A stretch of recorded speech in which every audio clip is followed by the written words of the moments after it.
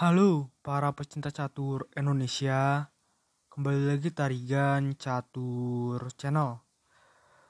Setelah mengalami kekalahan di dua laga sebelumnya saat menghadapi Sergei Karjakin dan Shakhriyar Mamedyarov, pecatur asal Belanda yang berstatus sebagai juara bertahan di turnamen Tata Steel Master ini akhirnya kembali bangkit setelah berhasil menaklukkan perlawanan Grandmaster Vidit Santos Gujrati di babak ke-7.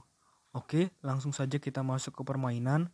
Di sini Grandmaster Jordan Van Foreest menggunakan catur buah putih, sedangkan Grandmaster Vidit Santos Gujrati menggunakan catur buah hitam. Permainan dimulai oleh Jordan Van Foreest dengan pion D4 dan dibalas kuda F6 oleh Grandmaster Vidit Santos Gujrati. Ini adalah pembukaan pertahanan Hindia. Pion C4 dan pion E6. Kuda C3 dan setelah gajah menuju petak B4, ini masuk dalam pembukaan pertahanan Hindia Nimzo. Menteri C2 dan rokade pendek oleh hitam. Pion ancam gajah dan memang di sini teorinya dipukul ya. Karena kalau mundur putih lebih menguasai ruang. Oleh karena itu harus dipukul terlebih dahulu. Gajah pukul kuda, menteri pukul gajah, dan pion D5 mengajak pertukaran pion di petak pusat oleh hitam. Dan ini masuk dalam variasi klasik, tentu saja dalam pembukaan pertahanan Hindia Nimzo. Kuda F3, pion pukul pion, dan menteri pukul pion. Pion B6 ingin menerapkan sistem pertahanan Venseto gajah, dan gajah G5 oleh putih memaku kuda hitam ya yang sedang melindungi menteri. Gajah B7 dan kuda E5. Menteri D6 dan pion E3 membuka akses keluar untuk gajah putih di petak F1. Pion C5 mengajak pertukaran pion oleh hitam. Ini situasi yang cukup konflik ya, cukup memanas di petak pusat ya. Jika pion pukul pion, maka jelas kuda putih akan hilang. Oleh karena itu, apa respon putih di sini? Dengan gajah ke petak F4. Ini memaksa agar menteri hitam kabur ya, dengan pindah ke petak E7. Pion pukul pion dan benteng C8 tidak bisa pion pukul pion karena nanti benteng pukul menteri. Oleh karena itu, di sini yang dilakukan putih adalah dengan gajah E2. Benteng pukul pion ancam menteri dan menteri pindah ke D4. Lalu kuda D5 mengancam gajah dan gajah mundur ke G3. Pion ancam kuda dan kuda C4. Gajah A6 mengancam kuda putih 2 kali, namun kuda putih ini masih kuat karena dilindungi oleh menteri dan gajah putih. Pion B3 semakin memperkuat kedudukan kuda putih di petak C4 dan kuda ancam menteri. Menteri pindah ke B2 dan pion E5. Karena jika tidak ini dilakukan, maka gajah putih bisa merangsek ke petak D6 dan akan mendapatkan benteng hitam karena ancam menteri benteng ya. Lalu benteng D1 ancam kuda dan kuda A5 mengajak pertukaran kuda di sini, namun putih masih menolaknya. Putih melakukan langkah rokade pendek, kuda pukul kuda, dan pion pukul kuda. Kuda pindah ke petak C7 karena jika dilanjutkan gajah pukul pion, gajah pukul gajah, benteng pukul gajah memang kelihatannya unggul, tapi sebenarnya tidak karena ada benteng pukul kuda, karena kudanya gratis setelah ditinggalkan benteng hitam di baris kelima.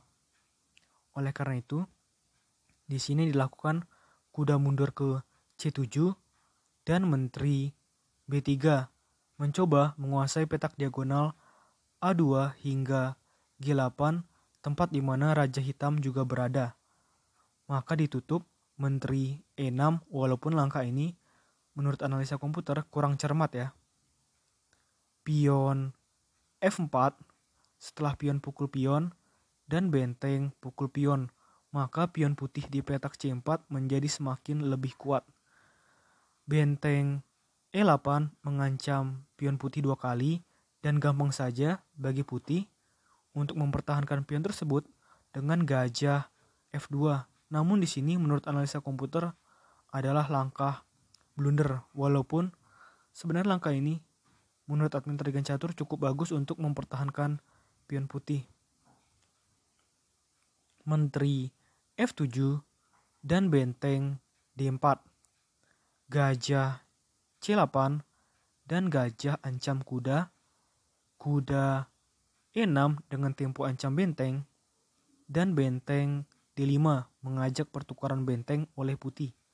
Benteng pukul benteng dan pion pukul benteng. Ada tempo ancam kuda. Kuda ancam menteri dan menteri C3. Kuda ancam menteri dan juga di sini ada tempo juga ancam gajah. Menteri pindah ke petak D4.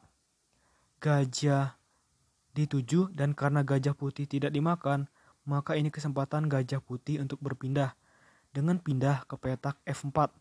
Pion lagi-lagi ancam gajah dan di sini gajah putih tidak mau kembali ke petak G3 tetapi memilih gajah C7. Raja G7 dan benteng F1 mencoba mencecar pion hitam walaupun sejauh ini masih aman. Menteri E7 dan gajah ancam benteng. Benteng ancam gajah yang ternyata merupakan langkah blunder dan ini dimanfaatkan dengan betul-betul atau dengan sangat seksama ya dari Grandmaster Jordan Van Foreest untuk memenangkan permainan. Dengan pion ancam menteri, jadi mempertahankan posisi gajah putih di petak C7 untuk menyulitkan benteng hitam keluar dari sarangnya. Menteri E6 dan gajah ancam kuda. Di sini kuda hitam diancam 2 kali ya, baik oleh menteri dan gajah putih. Apa respon dari hitam di sini? Dengan kuda pindah ke C5 dan gajah ancam menteri. Menteri E5 dan tampaknya ini akan dimakan ya, karena nanti ada kombinasi yang akan diterapkan oleh Grandmaster Jordan Van Foreest. Kombinasi ini sangat luar biasa. Maka dari itu admin Trigan Catur memilih partai ini untuk diulas. Menteri pukul menteri, pion pukul menteri, dan benteng skak. Setelah raja pindah, tebak. Apa yang dilakukan Grandmaster Jordan Van Foreest untuk memenangkan permainan dengan benteng pukul gajah di petak D7. Namun permainan masih belum selesai di sini. Grandmaster Vidit Santos Gujarati masih berusaha dengan kuda pukul benteng. Namun setelah gajah ancam kuda tepat di posisi seperti ini, Grandmaster Vidit Santos Gujarati memutuskan untuk menyerah. Karena di sini antara kuda dan benteng hitam akan hilang. Oke, menurut admin Trigan Catur video kali ini cukup. Nantikan video-video selanjutnya tetap di Trigan Catur Channel.